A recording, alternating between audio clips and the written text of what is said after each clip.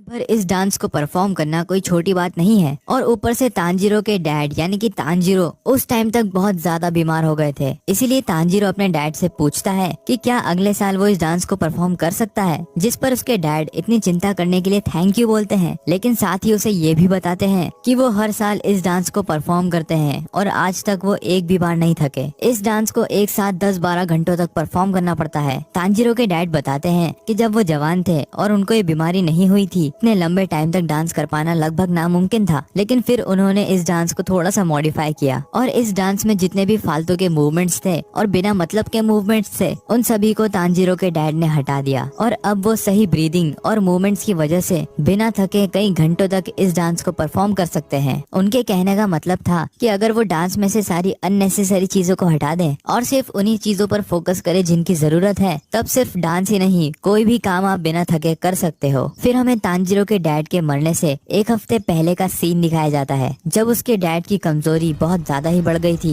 तब एक रात तांजीरो के डैड तांजीरो को नींद से उठाते हैं और कहते हैं, मेरे साथ पहाड़ों में चलो, मुझे तुम्हें कुछ दिखाना है। फिर जब तांजीरो के डैड और तांजीरो घर से थोड़ी ही दूर निकलते हैं, तब उनका सामना हो जाता है एक बहुत ही बड़े बियर से, जो कि प्रैक्टिकली 2 फीट से भी ज्यादा बड़ा और ताकतवर था। और तांजीरो इतने बड़े जानवर को देखकर डर जाता है और एक पेड़ के पीछे जाकर छुप जाता है, लेकिन तांजीरो